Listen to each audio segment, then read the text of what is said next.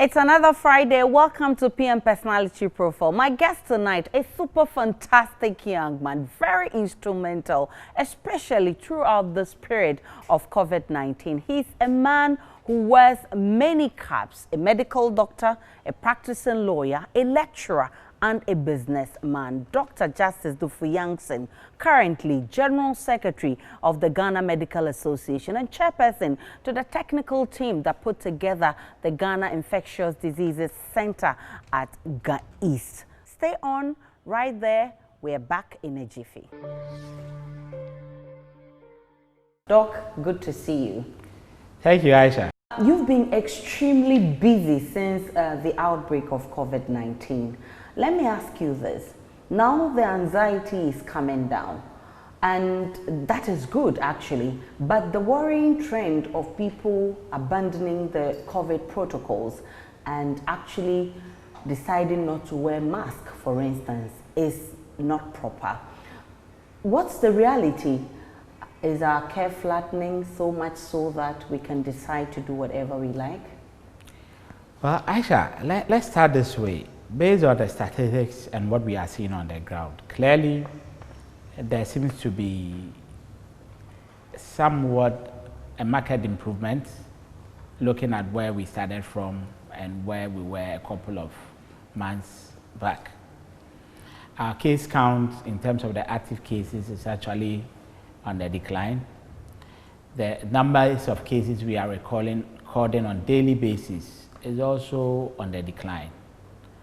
But we want all citizens to understand that we are not out of the woods yet. This is the time we need to practice these things properly. The reason is that there is always the risk of what has been described as the second wave, where you think things are getting better, you ease most of the restrictions, and if you are not lucky, there's a sudden surge in your cases. And if you read about pandemics, usually the second wave is somewhat a more dreadful activity compared to even the first wave. So we need to be careful as a state so that we don't fall into that trap. Let's come back to you as a person, Dr. Justice Duffu Yankso. Same you, medical doctor, lawyer, practicing lawyer, businessman, lecturer. Who is Justice Yankso? Well, Justice Yankso actually loves doing the work of labor. Yes. I'm a labor person, or let's say I'm a union person, and I enjoy doing that bit. So that is more than a passion for me. But of course, in life, you always will start from somewhere. And my first love is medicine. That's where I started life in terms of my professional life. And then along the line, I went into law, added a bit of business studies and business. But I've been actively engaged in labor activities the last 10 years plus, yes. Interesting. So tell me about Justice Yankso, your childhood days, those days of A-level, from A-level to St. Augustine's, then finally to School of Medicine at the University of Ghana. Those were very interesting moments, and I know you enjoyed it. Tell me all about it. Well, I mean, growing up, I think was fun to a large extent. We enjoyed going to school, which was obvious. I mean, myself, my siblings, my cousins, we all enjoyed going to school. And we were almost always happy to go to school. Post-school, we'll come home and play, boys, football was our passion then. And we'll enjoy ourselves till later in the day when we are forced to, do what we call the homework and all the assignments that we had to do.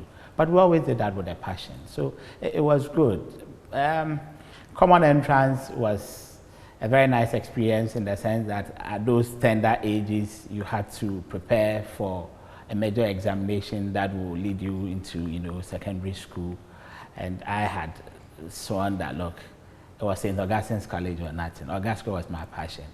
My father went to St. Augustine's, my siblings were there. But I think the passion was not because they were there, but within me, I felt that that was the place for me. For me, it was Augustine's or nothing. Absolutely. And yes, for life. So it was great. I did what I had to do. I had very good, results right from, common entrance. And then I went to St. Augustine's. Form 1, it was a nice experience. Back then, it was Form 1 to, upper 6. So 1 to 5, lower, upper 6. We got to Form 1, and I don't know whether it's just a question of the fact that we were too young at that time. But we saw some of our seniors, and we saw them as giants, and we were very, very tiny guys, it was a boys' school. But it was good. We enjoyed it. The first couple of days, we were all by ourselves. And then I think on the 4th day, the other students also came in, and suddenly life changed. We were distributed to different houses. We had seniors who were, in quote, homoing us, some will make life, as we saw it then, uncomfortable for you. We felt some of them didn't like us. We had some who liked us so much. Some were protecting us, some were punishing us. It's normal. But it was all part of it. And we never, said because of this we won't continue with school. Yeah. But one thing I also realized that it taught us some lessons, because as young as we were then, sometimes we group amongst ourselves and also plan how to outwit these seniors, and it worked at times. So I think it was a good experience. And yes. Once you want to outwit your seniors, you would always get punished. No. Sometimes it worked. Like I said, sometimes it worked. Unfortunately, sometimes, I think they also had bigger traps than we had envisaged. And occasionally, but by and large, it was fun. And you see, boys' school, for me, are quite different in the way a lot of things are done. If I talk to, I never went to a mixed school, but if I talk to my friends who went to mixed schools, and even the lady friends who were in pure girls schools, you talk to them and you get a sense that, look, the boys' school training, the culture and everything was quite different. And I think that is what, as men, we needed. Okay. Yeah, so probably we were boys then, but we were transformed into men quickly. So boys to men. Yeah, man. So which part of the country do you come from? Well, I'm from the central region, Aguna Swedro, but specifically Aguna Nyakrum. That is my hometown. Okay, yes. Both parents are yes, from... both parents are from there. So. In your fancy, in your muchmaka. Into say, upon Chibri Chokwan, Munasaka Bona. I understand. Oh, is that a functioning break? Is it in there? Or by a couple on to bother breaking. So are you gonna on Obo winter, but functioning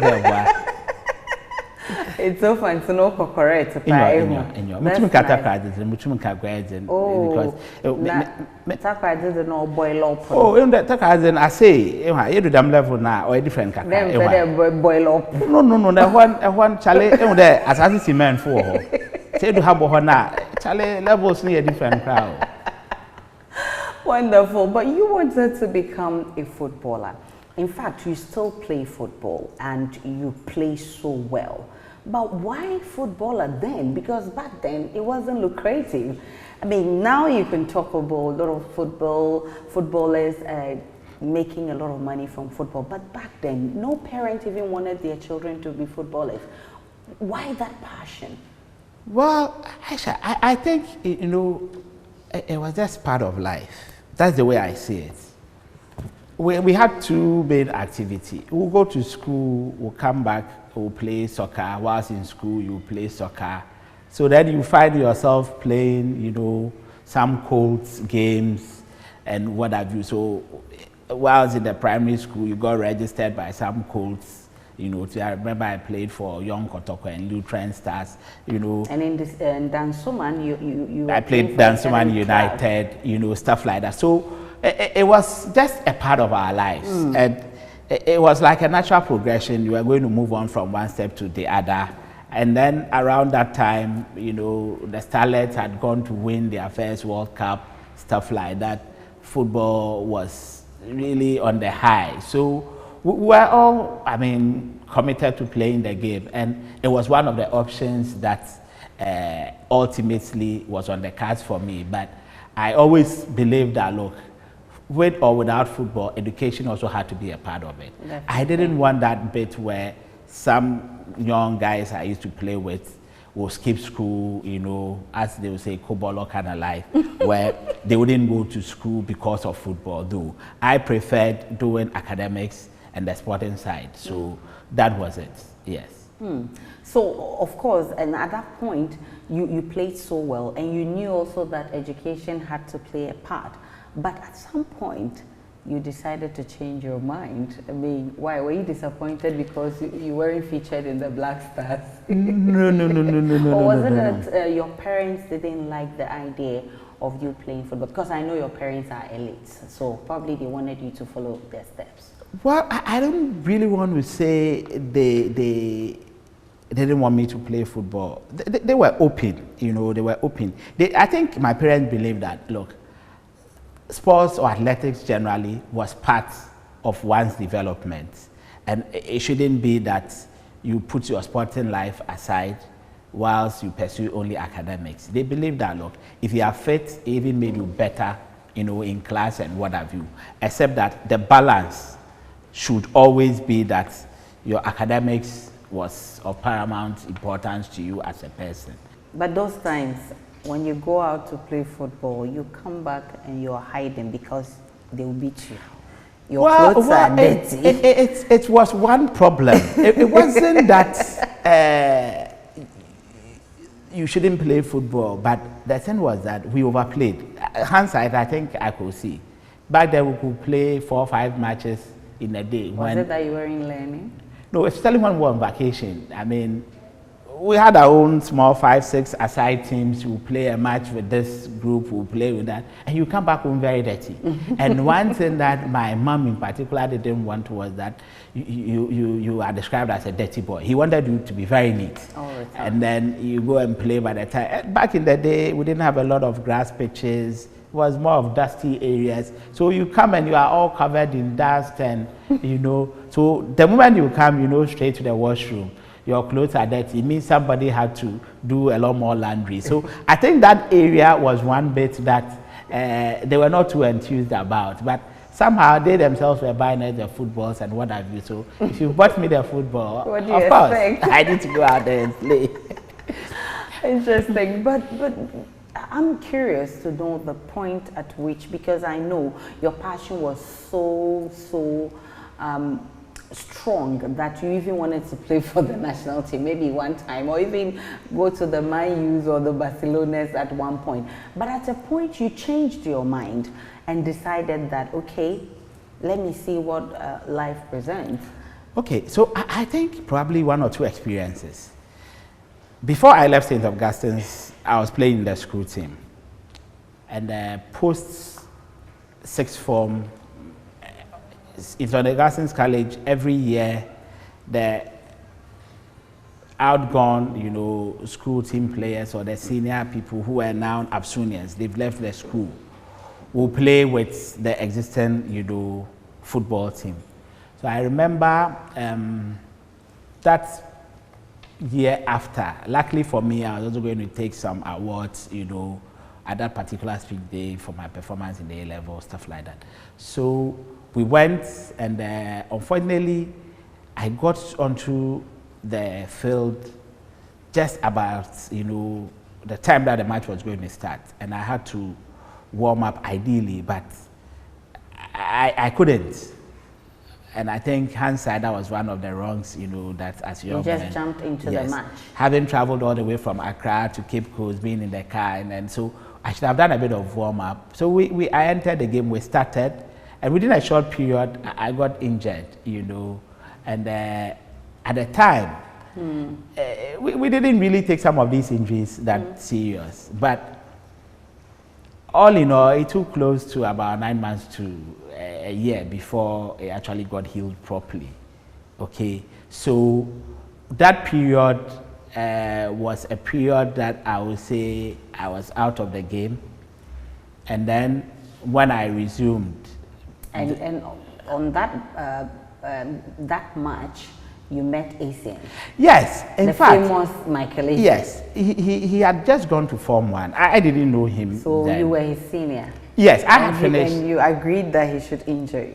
No, I wouldn't blame him. I wouldn't say he injured me per se, but of course, he was the one tackling me. I remember what happened was this. When we started, there was a guy in the team who was with us whilst we were in school, Nash. Nash called him and said, Michael, you know, tackle him, make sure he doesn't destroy our team. I remember those words.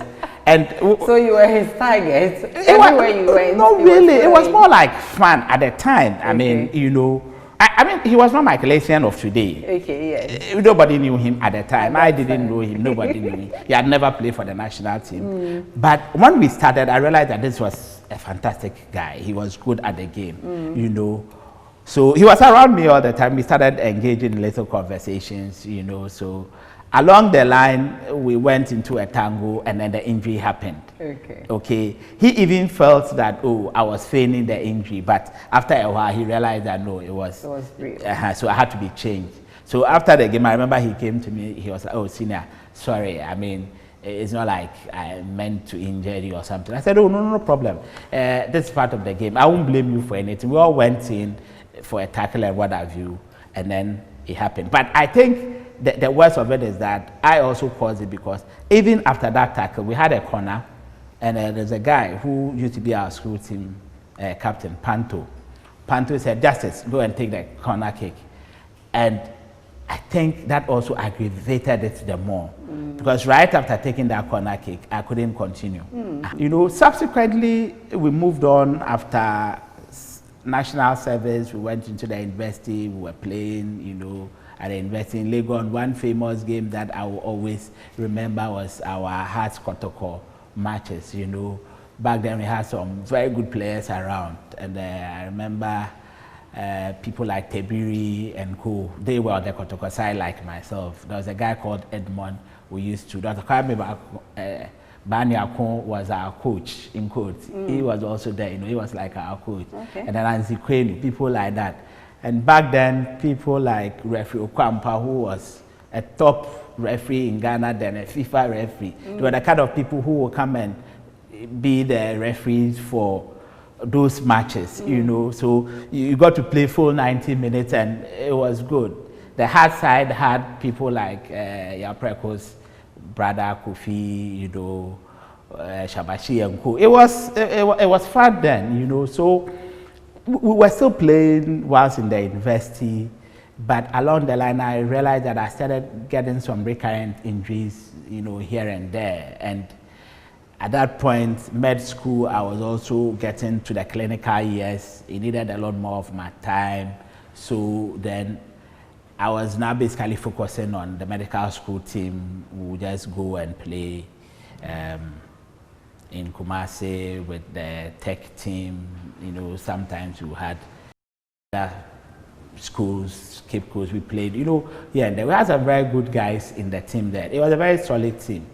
So that was it. But the clinical years of med school was also such that virtually we didn't have breaks. Our breaks were so small. So now you couldn't play for your regular Colts teams and all the bits that you used to. So I think in a way, all this culminated in a situation where ultimately medicine won. So then you finished, you started life as a doctor, you were busy on the ward as a house officer, 7, maybe 8 consultants, you know, stuff like that. So I think it was just a natural process, but I have no regrets. I mean, I still enjoy the game, yes. So Dr. Yankso is my guest. When I return from that break, we'll be going deeper into his life. At some point, Dad goes into exile. Mom had to go to Liberia, got stuck there because of the war. How does the young man fend for himself? We'll find out all of that after this break. Welcome back to PM Personality Profile. My guest tonight, Dr. Justice Yankso. He's a medical doctor, a legal practitioner, and a businessman, and a lecturer as well. By the way, he's the chairman for the technical committee that put together the Ghana Infectious Disease Center, where we are currently. Doc, so Which part of the center are we now? Aisha, this is what has been christened the nurses station. It actually sits right at the point where the Senior Jose Corridor of Hope intersects with the response aisle, the northern end. So this is at the central location within the facility. And this particular point where we are is the nurses station. Doc, the last time I spoke with Senor Jose, he indicated that this place should be in use, anytime soon. Why is it still not in use? Well, the place is technically speaking ready. What is left with is the movement of patients from some other health centers to the facility. That is under the control of the Ghana Health Service and the Ministry of Health for that matter. And it is our expectation that in the next couple of days to a week, that movement should happen. You're from an okay background. At least you want me to refer to you like that. Because those days, if your father worked at Gehog, you don't qualify to be okay. You were rich. But then, so okay background, but life wasn't that rosy for you. At a point, your father had to go to exile, and then your mom, sometime in Liberia, got stuck there, and all that. Let me into those experiences. How was it like? Okay, so because of my father's job and the fact that he headed, about 6 or so of the Gihok establishments. Sometimes he'll move from one location to the other. So from Tema, he'll move to Sekendi, Takrade, and then to Bolga, to Kumasi, stuff like that. So at some point, like I said, between stages 3 to 6, I had to stay put in Takrade to have that stability in the education. So at that point, I was with my auntie and my cousins. But for me, I didn't really see much of a difference. It was part of it. And then my mom left Ghana, and then subsequently my dad also went into exile. So from that period, okay, so my dad went into exile when I entered secondary school Form 1. And then from that point onwards, both parents were not around. So it was okay. We were in boarding house, we were happy. Occasionally you get a visitor, maybe your auntie, your uncle passes through. And then back in the day, you get some correspondences from your parents, postcards, what have you, they put a few Deutsch marks or something in there for you. Rich boy. Well, I wouldn't say I was. I wouldn't say I was. I don't think I was, but I would say humble beginnings. Yes, my parents were educated people. Like you said, my father was a managing director, stuff like that. And your my mom was into education, But of course, once your parents are not here, your uncles, your aunties did the best they could do for you. And I'm grateful to them. It wasn't same like mom and dad. I don't want to say it wasn't same. All I would say is that I was grateful to them. But of course, maybe if my parents were here, it would have been different. But it was all part of your formative years. And I'm happy for whatever happened, in the course of my childhood. Would you say those were challenging moments? As a young boy, your parents are not around, your mom not around. There are times, you miss them. When my mom was around, you can say I was mommy's boy, so Mama, there are times you feel that, oh, if she was here, it would have been, better off. I remember there were a few times that probably when I was like 8, 9 years thereabouts, there were a few times that you missed her so much, you shed a bit of tears, those. But I think that once I moved to secondary school, it was not a big deal for me. It was not. Yes. What I actually say is that it sort of made me very independent. And toughened you. early in life, which for me was good because from that point onwards till now, I haven't had to depend so much on, you know, others. I can do everything for myself, which I think it's a good thing to do. Go back to your university days. So which one first? Medicine before law, right? Yes. So I entered university the first time. We had to do what you call biological science. We had, I think, about 800 people, if I'm not mistaken, who, or was it 1,200, some figure like that, who had to go through the biological sciences program at the University of Ghana. And out of it, based on your performance, you were selected to go and have some interviews.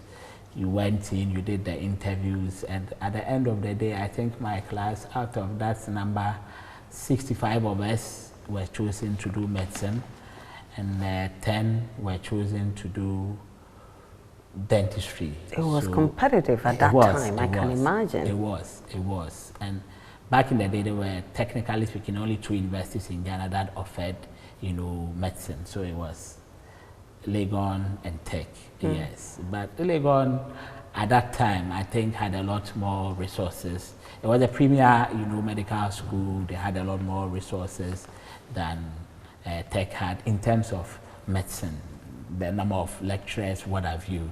So, I mean, Legon, I would say, was the premier, you know, university, and same with the medical school as well. So the competition was that great, yes.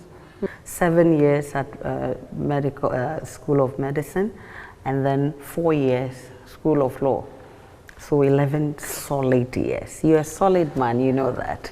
Well, you know, that is the nature of the course. I mean, medicine, you had to go through it. It's actually in 2 parts, if you look at it critically. You have what you call the basic sciences. So post biological science, you want to do what you call the basic sciences. That was when we started shuttling between the Legon campus and Korle Bu on daily basis. So we had some Tata buses that will pick us from Legon early in the morning. We'll go to Korle Bu. When we are done with lectures, we'll have a ride back to Legon. And that was our daily routine, Monday to Friday. It was a regular activity. How was the experience like? I'm sure the girls were following you all around because even at the School of Medicine, they were referring to you as doctors, even though you had not passed as doctors yet. Yeah. I mean, I think it was a nice experience. You know, university, I think, is a very unique experience in life. And at the time, unlike today, where we have a lot of universities, we had basically 3 universities, Legon, Tech, and Kivas. And Legon, because of its premier status, you know, it was what it was. Yeah. And being in medical school at the time, I think I would say it's a blessing. I don't want to use the word privilege, because a lot of people actually wanted to be doctors, but the spaces were just not enough to accommodate everybody. And those of us who got selected, like you said, right from campuses, they will refer to you as doctors. So in the morning, the bus will come, we'll go in with our coats and, you know, what have you. Back in the day, we had human skeleton proper that had been packaged in a box for us for anatomy. So you move, you know, to Korle Bu on daily basis with your pack, and it was fun. You know, sometimes when you're going to read, you have to go with parts of it, and depending on where you are reading, some of the other students will come. They want to see how, you know, a skeleton of, say, the human forearm will look like, the skull. Some wanted to know some of the parts, and it was quite intriguing. And the moment, you know, we arrived on campus in the evenings, a lot of times your colleagues are excited to see you back, you know.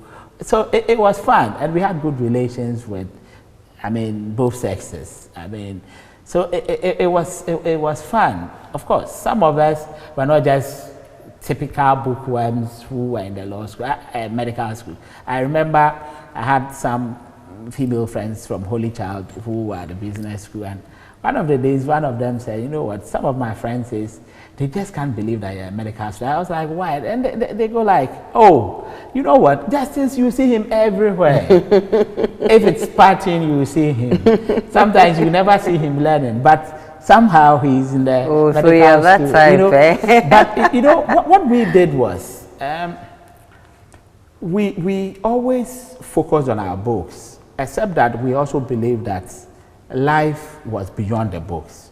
So we had apportioned our time such that we had times that we engaged ourselves properly with the reading, the academic activity, bearing in mind that we had some extra curricular activity to do. So we made sure that as we partied, we balanced it with the books. And I think that is what actually saw us through. But one thing I realized was that it was a good experience because post-medical school, you then appreciate that if you had good relations with individuals, it even translates into your practice. You understood, you know, the social sciences bits of the medical program. So you could relate well with your, you know, patients. So being somebody who had a group of friends that also believed in what I believed in, i.e.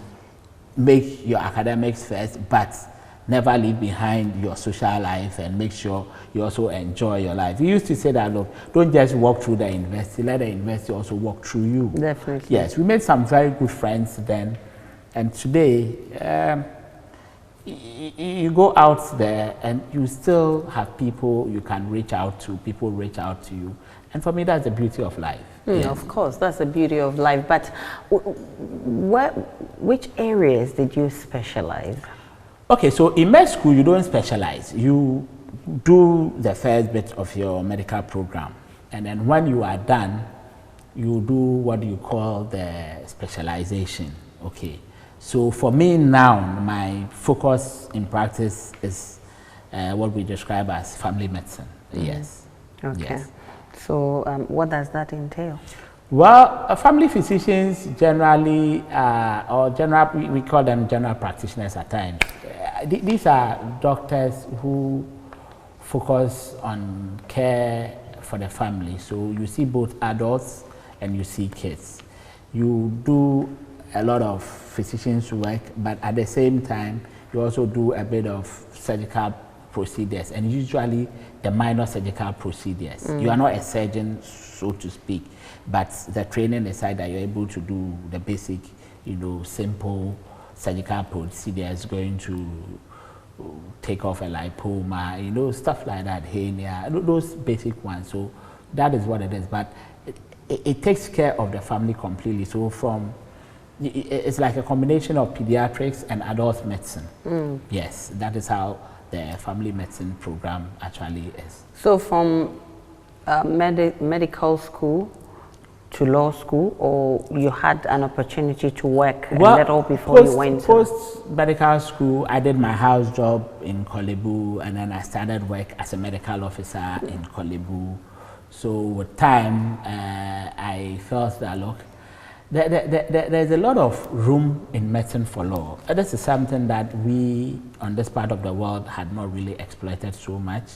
But out there, issues around medical jurisprudence, issues to do with medical malpractice, litigation, all these bits are in there. There are programs like health law. You know, there are a lot of things in the medical practice, or there's room in the medical practice for law. But I have always believed that I was capable of doing anything at all, because back in secondary school, even though I was a science student, anytime I had to do, say, the general paper courses, especially at the sixth form, where the general paper courses involved what you would describe as arts, so things like government, what have you. And as much as I was a science student, I was able to compete with the other sixth formers who were doing these arts courses. And actually, most times I actually beat them to it. So I knew that I was capable of doing things you were in adventurous. the field of arts. So that mentality that you cannot do this is not a part of me. So you did a bit of accounting as Yes, well? Yes. You have an MBA in accounting? Or? No, I did MBA in finance. Okay. But law school for me was something that I didn't find strange, because a lot of people will ask, medicine and law. But I knew there were a lot of interlinkages. I knew there's a lot of room in there. And then for me, one key reason why I went into it was basically for the knowledge. I had read a bit about law, and I knew the way the program actually looked. I had spoken with a few people, including some of my uncles who were lawyers, and I had a sense that it will actually broaden your scope, you know. So, you know, medicine is broad, but it's a very specialized area, okay? So, in as much as we did things like medical sociology and did community health programs and what have you, you still realize that, at least from my experience, I still realize that there was more to the world than just medical knowledge. And I thought that getting that broad knowledge will help me as a person.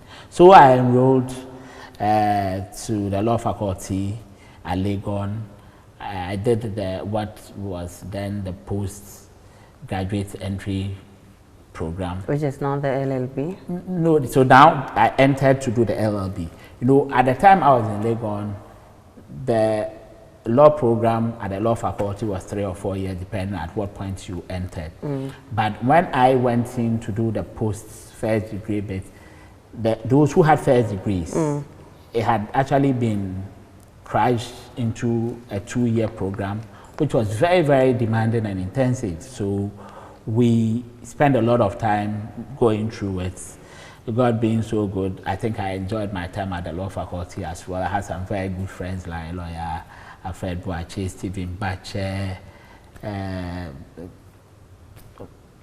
Sapon. You know, I had a lot of, you know, good friends around me. I mean, Sapon, for instance, is somebody who always, you know, get you into enjoying life, you know. he had that bit. Okay. People like Ote, and interestingly, my own friend Anas. You know, Anas was my classmate at the law faculty. We always sat on the same bench, or he sat behind me. We were the back benches. Okay. Because we were working at the time we were doing this. So we would come in, and then we just go and sit at the back quietly.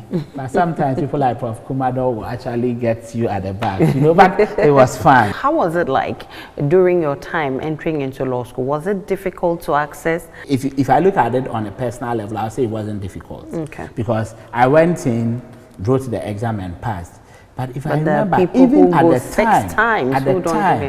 time, those of us who wrote the law faculty exam that year, it was fine in excess of 800-900 at the time, just to get to the law faculty at Legon. Okay. And mind you, at the time, law faculties were just in Legon, and then tech had just started there. So just the two, the Gimpers and what have you, were not on the scene. So especially the post-first degree program, a lot of people wanted it. So the competition had actually started from there. But the movement from the law faculty to the law school was easier, because all of us who graduated from the law faculty that year, we all moved straight to Makola.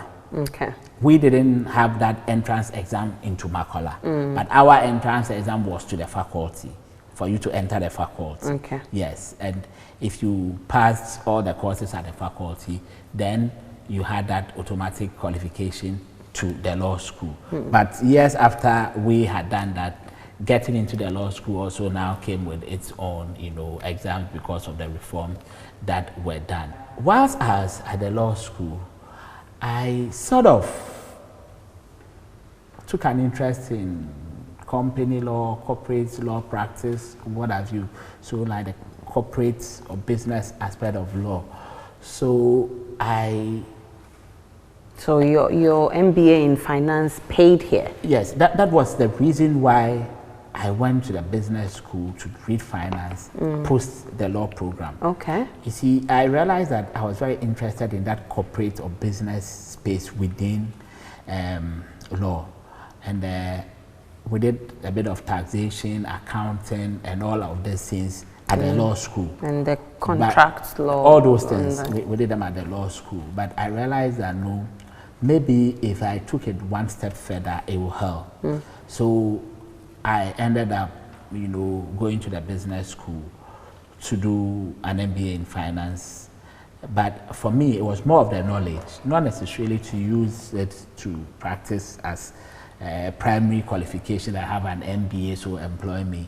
But it was to make my corporate law practice better. Okay. Because the basic business concepts and principles, I could now relate to easily because of that knowledge from the business school. And I haven't been disappointed in that at all. Dr. Lawyer Justice Yankso is my guest on PM Personality Profile. He's been explaining to us how he got all those titles. When we return from that break, one person, practicing lawyer, medical doctor, General Secretary of the Ghana Medical Association. He's a lecturer and a businessman as well.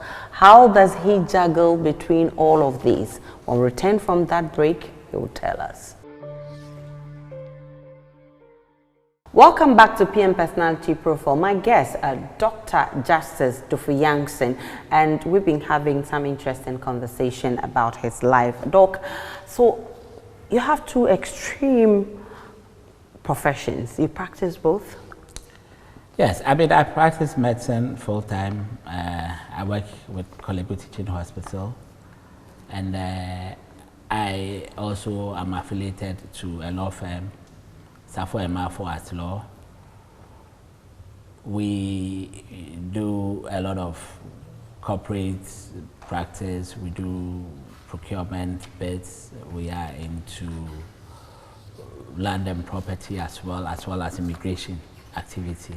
And of course, we do some, you know, labor, and now because of my specialization in the malpractice, you know, activities, or when it comes to law, yes, and medical practice. So these are some of the things that we do, and it's demanding, I must say, especially when I compelled to juggle this with my union activities as the General Secretary of the Ghana Medical Association, and also being part of the bigger organized labor leadership in the country, and my other roles when it comes to pension related issues. So it's quite challenging. So sometimes I'm heavily packed, but I believe that service to God and country is something that you shouldn't run away from. For me, hard work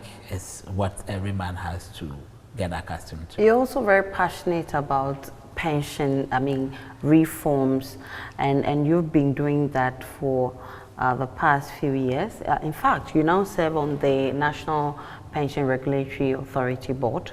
Yes. What's the big deal about pensions? Okay, so let's say I got interested in pensions when the pension reforms, the last pension reforms, you know, happened, and this was around the year 2005, 6, thereabouts, and I was very interested in what happened, and that ultimately ended with the Act 760 that gave us the 3-tier pension arrangements that sought to have unifications of pensions and all that. The long and short of it was that it was to make, or the reforms was to ensure that we had better retirement benefits post our work lives, because what most people were getting under the SNIT scheme alone was not good enough. So the idea of the 3-tier pension arrangements came in. I was fortunate, I got myself interested in those bits whilst at the law school through my labor law classes and what have you. We did pensions at the business school, we did some pension stuff and all that. And then I ended up being a part of, you know, the pension industry. So over the years, I've been active in that space, especially when it comes to public sector pensions. I've been involved very, very much in all the activities going to court with governments over tier 2 pension issues relating to SNITs and benefit payments, setting up of tier 2 pension schemes, the arrangement that actually ended up as a consent judgment of the court that paved the way for the establishment of the 5 public sector pension schemes we have under tier 2. You know, all those best drafting of documents, trying to work with other members and governments to ultimately get the funds that were in the TPFA, the Temporary Pension Fund account that had accumulated from 2010 all the way to about 2016, 2017, transferred to these schemes. You know, the president keeps talking about some 3.1 billion CDs of pension funds that, you know, all that work, some of us were deeply involved, and to date we are still dealing with some of the issues to do with past credits and what have you. The long and short of it is that we want, or some of us are committed to ensuring that post-retirement individuals get decent pensions. And this is not limited to just the public sector. The activities that I'm involved in as far as pensions are concerned actually affects everybody, both private and public, as well as formal and informal sector. And when I also had the opportunity to help set up the investments, you know, guidelines for the pension industry, I thought it was also a privilege. The first time was about 5 years ago. Professor Abo of the University of Ghana Business School was the chairperson. So we put in the current investment guidelines that is still in place.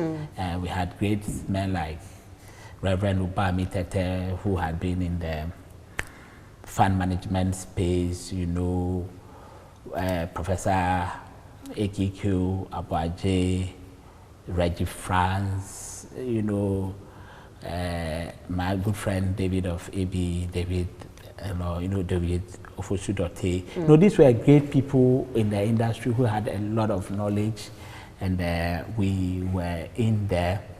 We managed to get this thing done.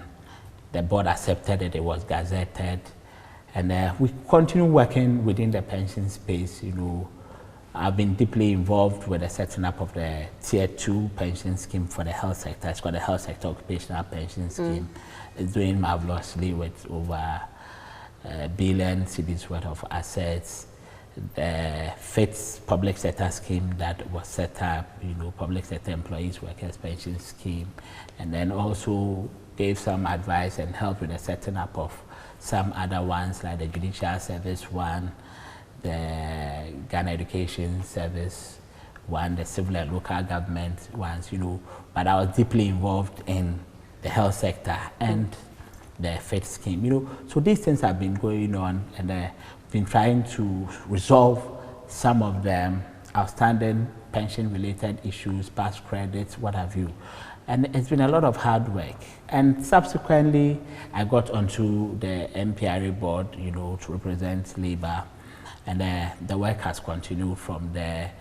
My work scope has even increased because I chair one of the committees that deals with standards compliance, the operational activities.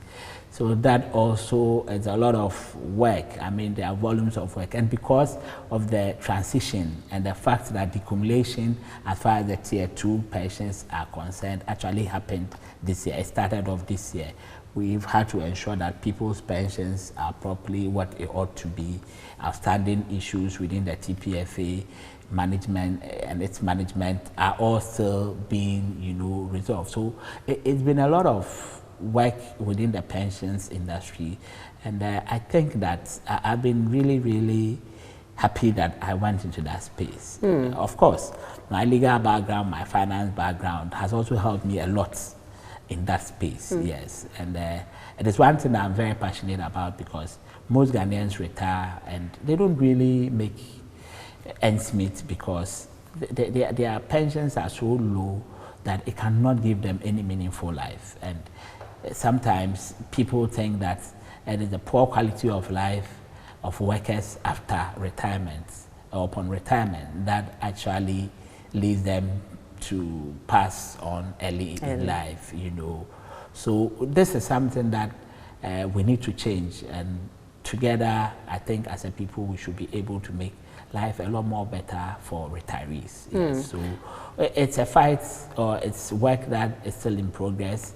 I'm sure I'm in there for good. God bless you for the good work you're doing for Mother Ghana. Are you married? Yes, I am. With kids? Yes. How many? I actually have a daughter, and I'm good. I don't want a huge family. But I suspect your wife will be angry with you most of the time, because I see that you're almost always busy. Well, I mean, it's true, but I have also had a situation where there are times that, you know, she's out of country and stuff like that. So probably that also gives me a bit of time to do your things. You know, but it's good. It's good. I mean, you know, family is family. Do you have a leisure time? Well, I do, except that, you know, when you're overwhelmed with activity, sometimes you've had to cut a bit of your social life and all that. But I try as much as possible not to also stress myself and get burnt out. As I work hard, I have this principle in mind that, look, I shouldn't carry the problems of work home.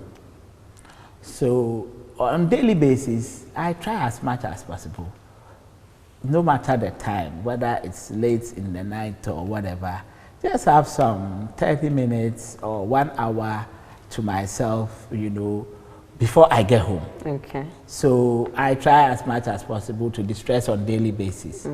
But it's not like in the past when you had a lot of time on your hands, you know. And being a medical doctor, I'm sure you know what you're talking about. Yes. What do you okay, so you play football. For that one, you wouldn't trade it for anything. It's not negotiable. So you make time to play your football. Yeah, yes, but now it's also taking a bit of a hit because one, gradually we are aging. Two, you don't always get the time to go on the field like, I mean, before. So now you are like cutting a bit of your sporting life to walks, jogs here and there. But hopefully I plan taking up new sporting challenges, maybe golf, which I think now I'm very, very interested in.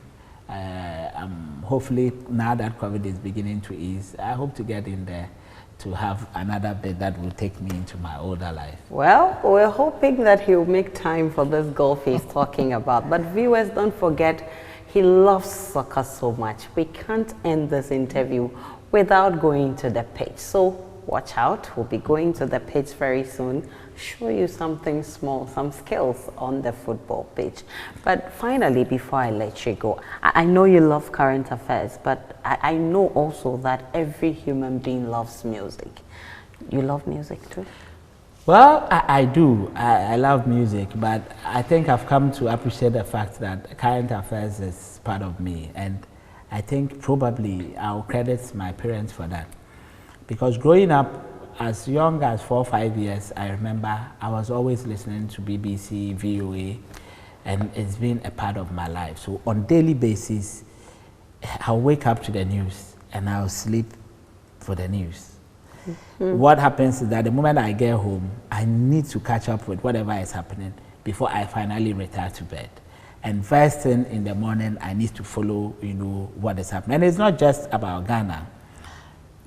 On the international scene, I'll flip the channels between CNN, Fox, Sky, BBC, you know, and then when I'm driving, I'll also, you know, get to these stations and follow all the current affairs. But of course, multimedia and Joy in particular, it's a part of my life. From the moment Joy FM came on the airwaves, I have always been a fan, you know.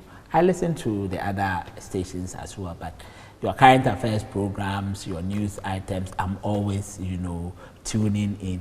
So I think in the process, it has cut down the hours or time available for me when it comes to music.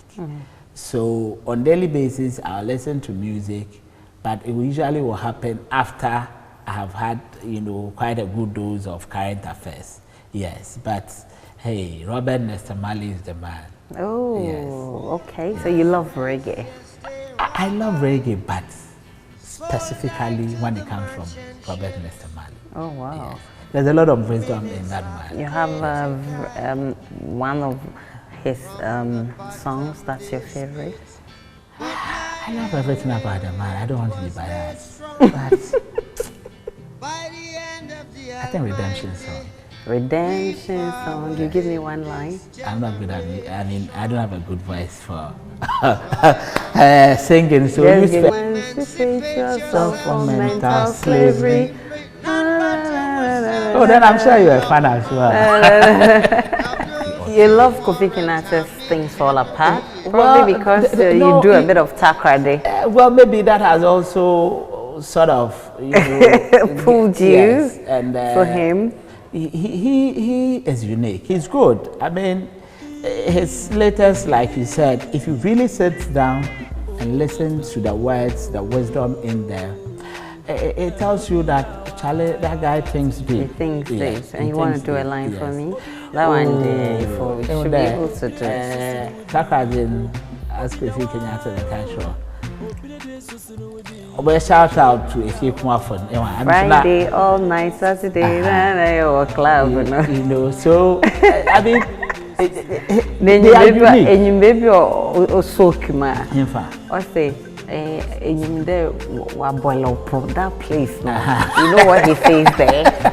I boil up. But let me say, you know, there is a line in one of his songs where he talks about something to say, okay, there, say, if you wait, there, Obi Neze.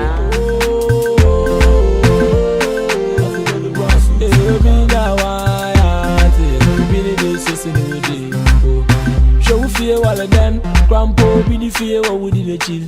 No rushing, or 7 minutes to then, at 2 minutes there will go chill. Now we're in for one listen. Money no so anchor then. Intigate major will be cool. Roman father so I then. I will buy some girl. One woman be so anchor then. It's been super fantastic talking to Dr. Justice Duffu Yankso. Extremely grateful to you. My beautiful dress was made by Millie K Garment. Call them on 0243224809 or visit their showroom on the Dakuma Nyameche Road. Same time next week, God willing, we'll be bringing you another interesting personality on PM Personality Profile. Enjoy the rest of our day. Mother, much so I then.